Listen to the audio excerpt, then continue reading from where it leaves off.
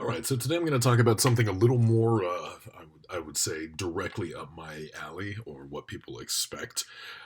So hopefully this will be interesting. So today I want to talk a little bit about key considerations for hybrid training.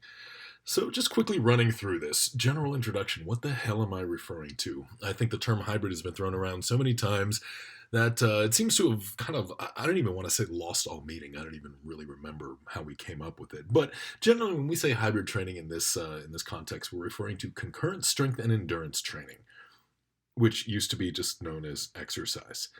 Now, when we're looking at a hybrid program, much like any other program, we do incorporate some degree of periodization. You can talk about the macro cycles, the competitive season, how you structure it over the course of the year, the mesocycle, and talk about what a typical month or phase of the macro cycle looks like. Or you look at the microcycle, what a given week of training looks like. What we're going to discuss here is a little bit more of the mesocycle and microcycle considerations. Really talking about times when simultaneous progress is desired. Now, the reason why we're not going to talk about the kind of macro cycles right now is that's a whole different, really a whole different ballgame. Because when you're talking about the long-term programming for hybrid training, you're talking about the items listed below. You're talking about alternating progress and maintenance phases. For example, what time of year do you focus on which area?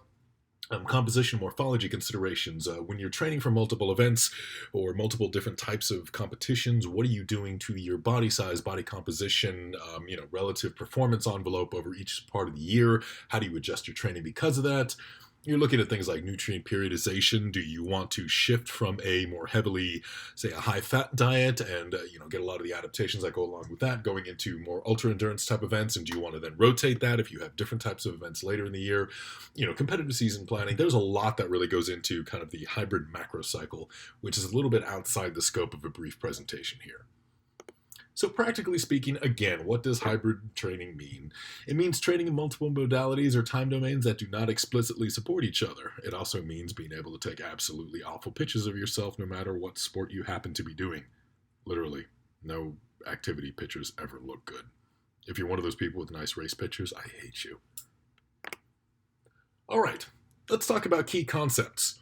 Concept one, consolidation of stressors. This is something I talk about quite a bit. When we talk about consolidation of stressors, now bear in mind a stressor is anything that is having a stressful impact on the body. When we discuss stressors, we're also referring to it specifically in the context of any sort of stress imparted to the body that elicits some kind of adaptive response. If a given stimulus, if a given training stimulus is not enough to actually elicit an adaptive response, we don't call it a stressor for the purpose of this discussion. Now, there are stressors that are external to training, of course, that don't elicit adaptive responses that nevertheless increase fatigue. We know those as, daily work-life stress, lack of sleep, et cetera, et cetera. But those do not fall under this umbrella when we talk about consolidation of stressors. Now, we need to understand the factors required for exercise, and these are universal. It doesn't matter what type of exercise you're doing. You're talking about individual discrete muscle action, input from your nervous system, mental arousal, which is extremely important, substrate presence and depletion, cardiac load, and overall the time you spend in what we call a heavily kind of sympathetic sort of state. Easy way to envision that is, of course, the state you're in. Let's say you're going on a long, easy bike ride. No stress whatsoever, wind going through your hair, hopefully you're wearing a helmet, looking out over fields and, waving at cows and things like that. That could be considered still some sort of long, slow activity, but it's not necessarily eliciting any significant degree of stress. Yes, your body is in a sympathetic state overall, but that's not quite the same as, hammering your way up a hill or sprinting. So, just things to keep in mind. The fundamental idea here is you stress similar systems concurrently, so each system gets maximum rest hours for the training type.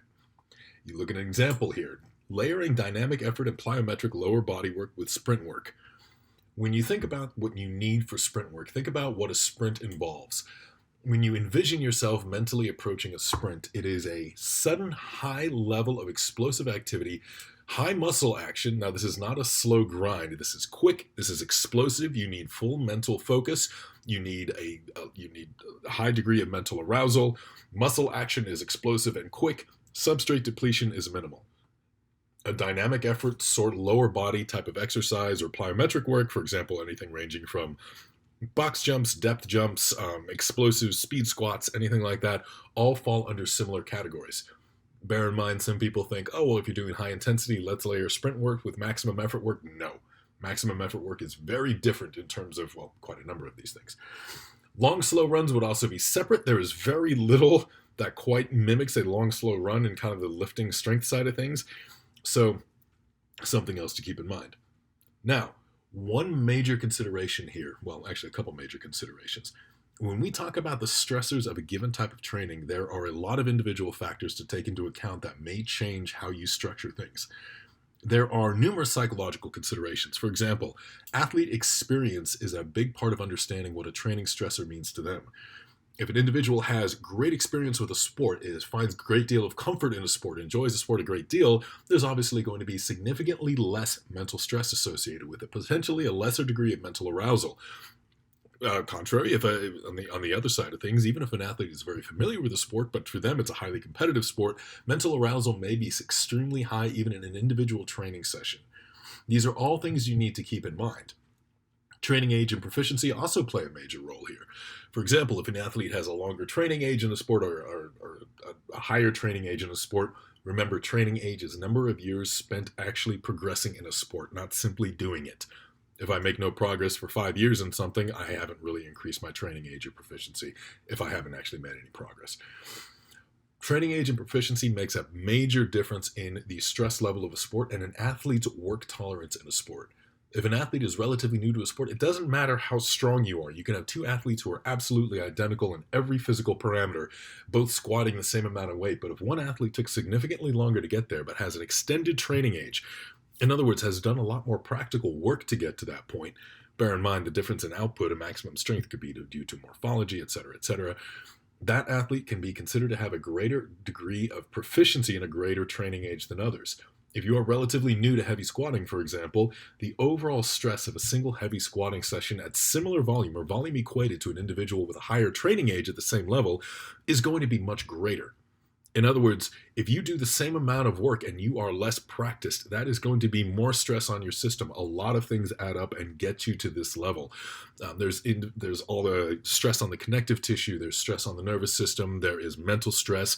There's even things like the minute differences in form, efficiency, and movement proficiency that makes an unpracticed movement at the same weight far more damaging to the body. I don't necessarily mean this in a bad way, just it is what it is. Far more damaging to the body than a highly practiced movement. So that's something to keep in mind. An athlete with a higher training age in something can tolerate a much greater degree of stress in a given sport at the same amount of overall cost. And of course, we need to take into account athlete experience and preference. Kind of going back to the whole thing, when we talk about consolidation of stressors and we're talking about lumping certain activities together and saying, is this a high stress or low stress? We do have to remember what the athlete enjoys. Some athletes absolutely love and thrive on higher stress. Some athletes absolutely loathe it. And, these are often the people who say, well, I'm not an athlete, I just like to train, but nevertheless want to perform at a high level. Keep that in mind when determining how to consolidate these stressors and what these stressors are. Now, a quick note on the interference effect, since some folks wonder, well, if we do the same, we do the same activity, we do a strength and endurance activity in the same day that you're interfering. There is a transient interference of adaptive systems, but long-term there is very little practical impact. When people say, well, the mTOR system is taking over right now, and that whole pathway is elicited by strength training, and if you do endurance training, it shuts that down in favor of another system.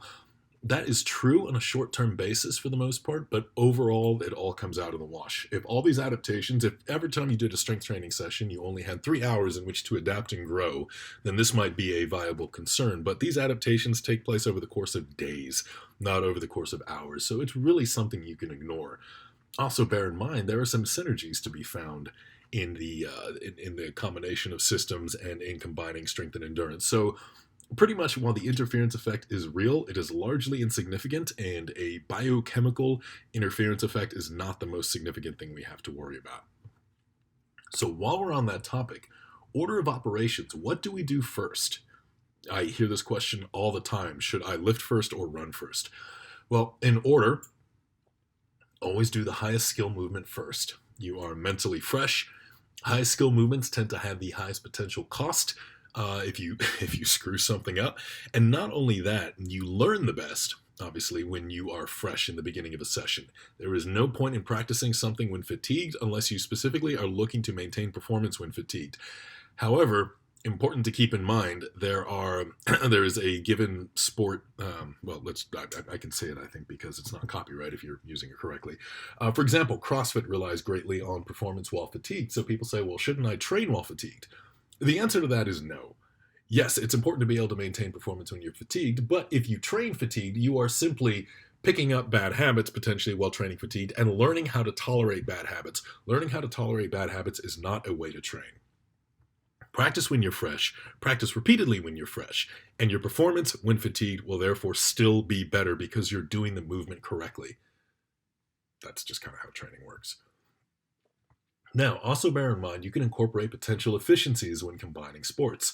One of the actual adaptations to endurance training, some of the things that elicit a lot of adaptations to endurance training is substrate depletion. For example, when muscle cells go hypoglycemic, and in fact, you get localized hypoxia, reduction in local glucose stores, that is actually one of the triggers for certain endurance adaptations, including mitochondrial proliferation, et cetera, et cetera. That stimulates the pathway. If you start to deplete those cells already through a lifting session, you will get yourself into that hypoglycemic state far earlier in your endurance training.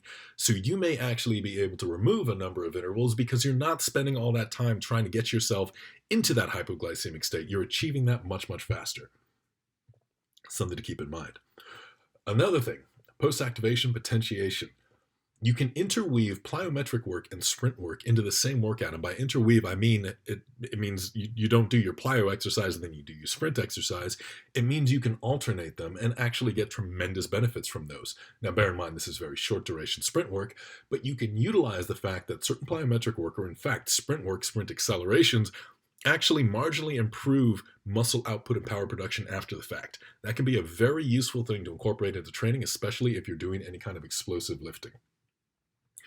Taking advantage of training fatigue, that goes back a little bit to the first point I made, where you're saying, okay, I'm going to pre-fatigue some of these movements because the sport, the endurance modality, for example, that I'm doing is going to require being able to operate at a level of fatigue. Now, bear in mind, again, this is not skill work. What I'm talking about here would be something like long distance running, ultra running, and the like, where as you start to train more and more while fatigued, you immediately start to find more efficiencies in your movement. There are, in fact, certain skills that are improved while fatigued. Lifting is not one of them. Efficiencies during running is one where you need to get fatigued to be able to understand and operate in that space.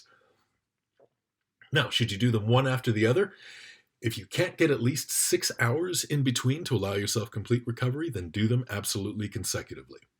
That's my general rule. There are a couple reasons for that, but let's just go with that.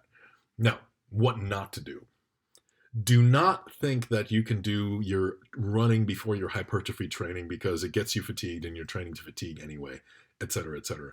Hypertrophy training is not about fatigue. Do not use it to burn out. Training for hypertrophy is all about muscular tension. The reason you elicit fatigue at the end of sets and potentially go to failure is to completely exhaust the motor pool, but you still need all of those fast twitch muscles, etc., fresh in the beginning of a set or the beginning of a session in order to elicit maximum adaptation in them. So don't do that.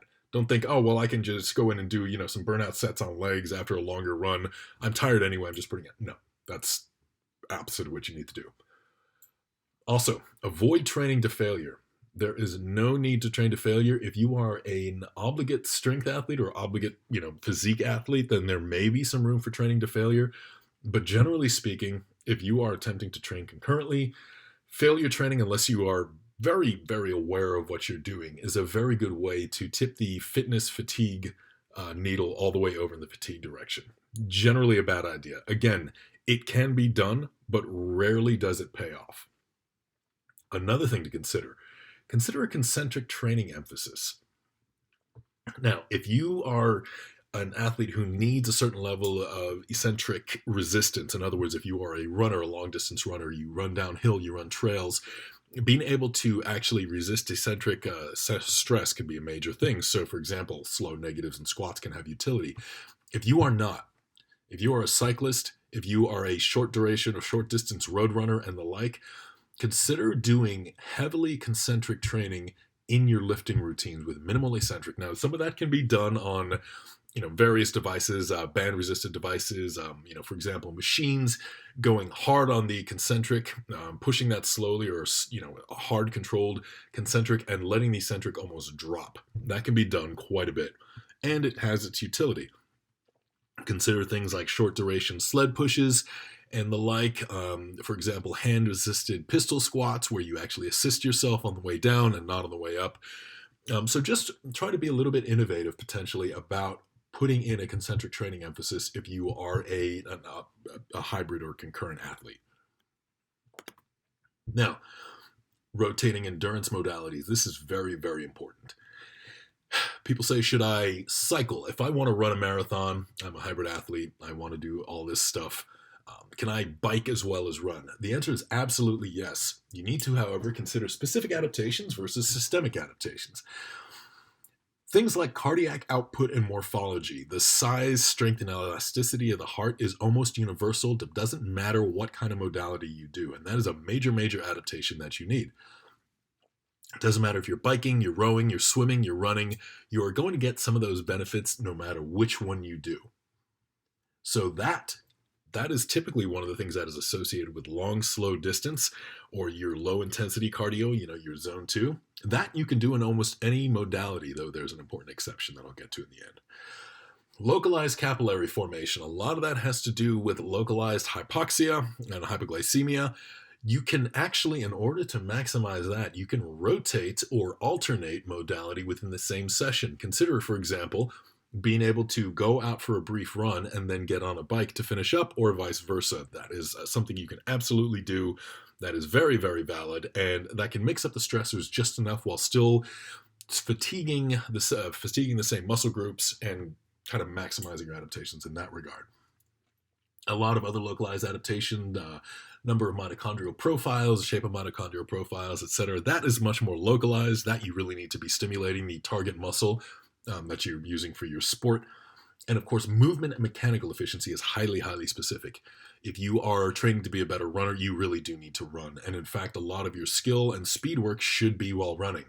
What does that mean? It means typically when you're designing a hybrid routine, a lot of your lower intensity work can be rotating modalities, where your higher intensity work, your speed work, and your tempo/skill work all needs to be much more specific. The one exception to this would be something like ultra running, where the primary reason for failure is not having enough time on your feet, eliciting those specific adaptations, not necessarily cardiovascular adaptations, but muscular adaptations, adaptations to bone structure, to even the durability and the specific shape of the network of blood vessels on the bottom of your feet, which actually do alter over time as you spend more time on them. That's one of the reasons why your feet will start to hurt less, is you get a lot of localized, nerve modifications, changes to the shape of nerves and how well they're activated and everything else. That is why you need to spend time running if you're an ultra runner. Keep that in mind. Also, saddle tolerance on a bike, all of that kind of stuff. Now, another thing to keep in mind is athlete size and morphology and movement stress. That's a fancy way of saying running is a lot harder if you're big. So take that into account and consider a lot of non-impact or are externally braced, or where an external system, structure, and machine braces your body weight and still lets you perform the exercise. Again, like cycling, like rowing, etc. That plays a major role. Also, again, stress of desired output. Think of low intensity work. If you are a 300-pound individual, you may not be able to run terribly fast without actually getting your heart rate way outside of zone 2. If that's the case, you may need to walk, you may need to ruck, incline walk, use the elliptical, bike, swim, float, stand there and use harsh language at people. All those things will probably get you stressed enough in terms of your cardiovascular output. I don't know about the harsh language, but stressed enough in terms of your cardiovascular output to elicit the desired adaptation. Eccentric versus concentric, I already touched on that before, so keep that in mind for your cardiovascular adaptations as well. Again, especially important for an individual like, say, a power lifter, Olympic lifter, Olympic weightlifter, or anything else. Those have a very difficult time working in conjunction with things, again, like running, especially downhill running, for example. A concentric only sport. Cycling is not concentric only, but it has a much higher concentric component, disproportionately so, is a much, much better fit in terms of cardiovascular activity. It will fatigue you much less. If you are trying to, say, power lift and run at the same time, you have to be very, very careful with how you structure a lot of your workouts and how you structure your workout week. Again, that's why that's such a difficult combination. Now, another thing, endurance training, consider really the main thing I want to focus on here is that last component, skill. Skill is a major, major thing. As much as it is in lifting, as much as it is in any kind of resistance training, you need to think about the fact that when you are engaging in an endurance modality, you are developing skill. And if you are continuously engaging in an endurance modality when fatigued, if you are rotating them entirely too much, you are not actually developing any skill in any particular one. All right, last concept here.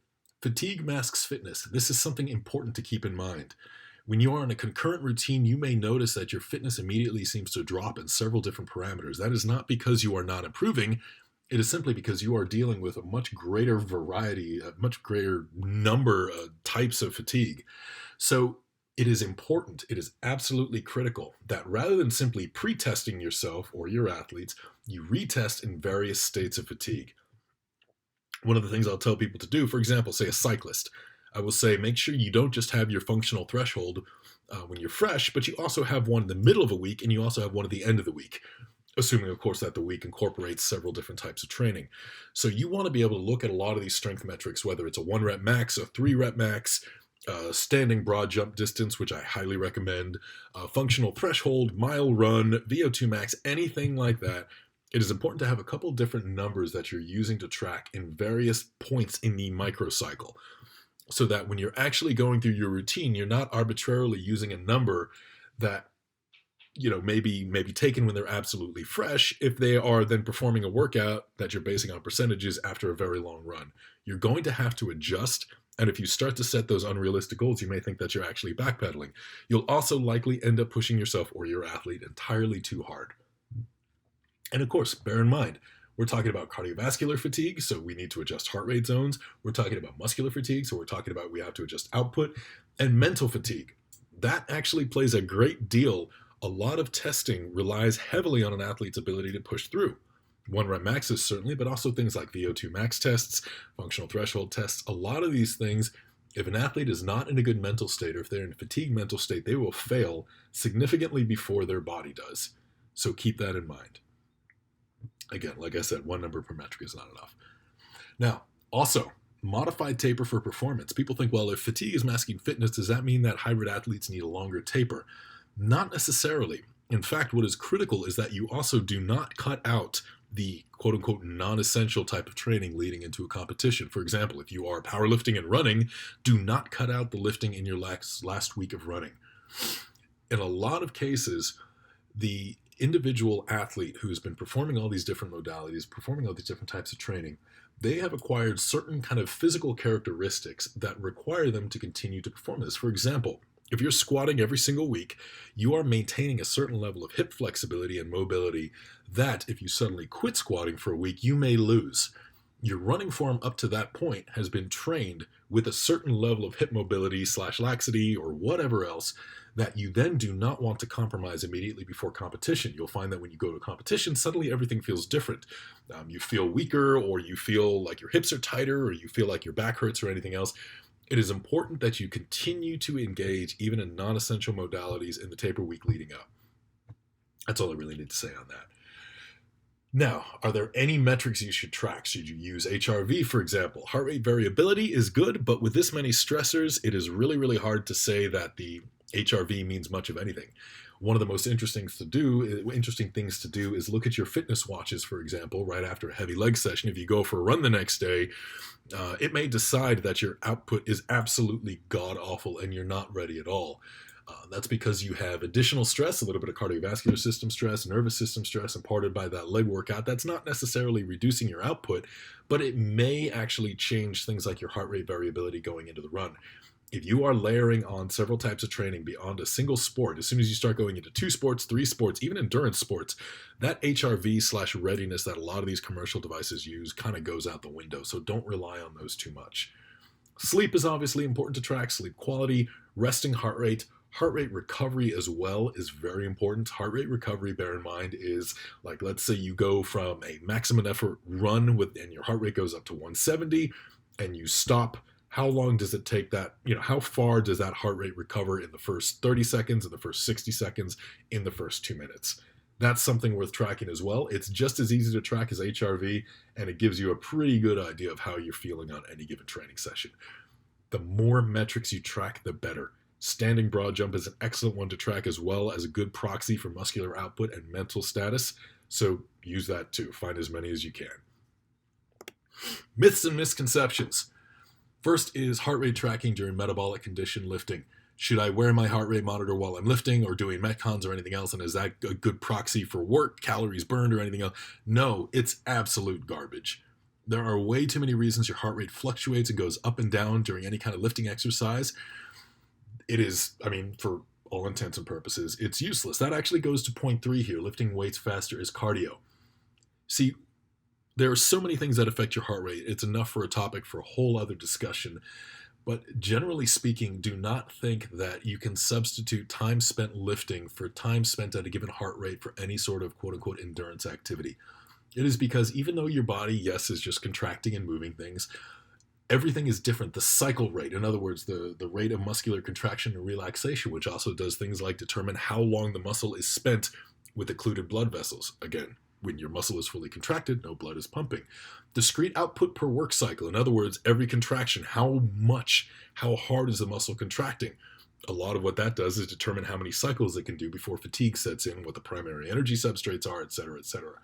Cardiac preload, that's how much blood is flowing back into the heart. Cardiac preload is maximized around your, zone 2, 68 to 72% of heart rate. When the intensity goes significantly higher than that, preload is not actually significant. There is no stretching of the right ventricle, for example. So, important to keep in mind, lifting weights faster is not cardio. Don't bother tracking your heart rate during metabolic conditioning or lifting. Just don't. Does cardio make your muscles shrink? One of the adaptations to endurance training is indeed a reduction in muscular cross-sectional area, but a maintenance or increase in vascular cross-sectional area. What that means is that per square inch of muscle tissue, an endurance athlete is going to have far more blood vessels per muscle cell. Now, can you avoid that? Yes, all you need is minimum strength training, and that particular adaptation, the reduction in muscle size, does not actually happen. So cardio doesn't really make your muscles shrink per se unless you simply stop eating and or stop lifting. Bigger people need to move heavier stuff around for endurance benefits. This is also a myth. If I see one more person say, hey, yeah, tire flips are my cardio, please stop. Yes, it can be a cardiovascular workout in that your heart is pumping pretty hard. But again, think about the work output per cycle, the cycle rate, etc., etc. It is a high skill movement. It can be very fatiguing. It's using a lot of posterior chain. Is that really the best cardiovascular activity you can get? In other words, if you say, well, what if I do it really light? Well, is that going to improve your ability to flip a heavy tire if you're a strongman? You tell me. Either way, bigger people do not necessarily just need to move heavy stuff and consider that cardio. The last myth and misconception is that anybody cares. Congratulations, you're a hybrid athlete. You're doing a bunch of stuff. You're probably not specializing in it very well. That's it. You're doing this for you. You're doing this because you want to train in a lot of things and you want to enjoy them.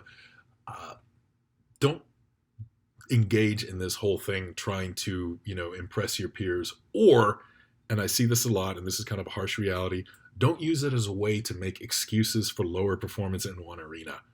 In other words, if you come in dead last and you say, well, I can outbench anybody I'm competing against, it doesn't matter. You came in dead last. Use that as an opportunity for improvement, not excuses.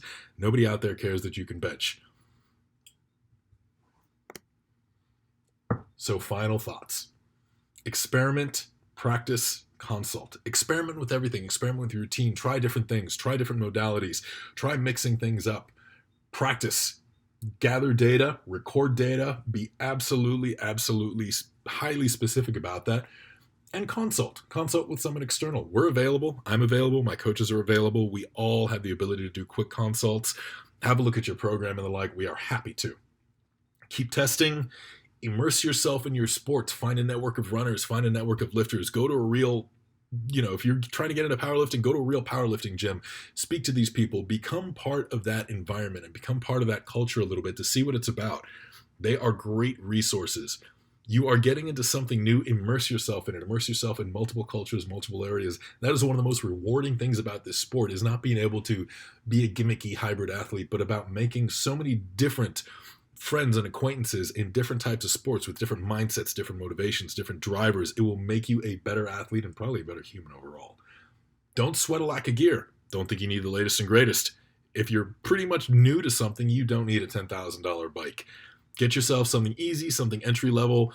There's no real major difference in a lot of this stuff. I mean, you're talking about a difference in the 1 or 2%. Chances are, if your morphology is way off for the sport you're doing, you're kind of spending thousands of dollars on very minor changes anyway. Just get into it. Try stuff. If it doesn't work, try something else. Also, set realistic expectations and avoid arbitrary challenges. I can't say that last point enough. Those arbitrary challenges where it's like squat this amount and deadlift this amount and run this amount in a specific time, avoid those. Those are always created by people with specific proficiencies. Individuals who look at something and say, okay, well, this is fairly close and this is fairly close and this is fairly close. Are they impressive? Yes, absolutely. A lot of them are very cool. They're very impressive. But your performance envelope may lend you to significantly faster run times than your lifting times. Or you may be much better built to bench than deadlift, so all of those challenges don't mean anything. Avoid those. Don't do them just to do them. Your objective here is to progress. Find out and set expectations for yourself that you know are a stretch for you in every arena. If you look at one of those challenges, you say, oh, I'm so close to that one. All I need to do is that. Sure, yeah, that's a little bit gimmicky. How about you just improve in everything and see where that leaves you? Because anytime I see people engage in a lot of these challenges, suddenly the challenge itself starts to overwhelm the whole actual desire to improve yourself and improve yourself in all these sports. So that is about all I have to say on this topic. Again, there's so much more to cover on macro cycles, etc., but I think I have droned on long enough. Hope you enjoyed it, and that's that.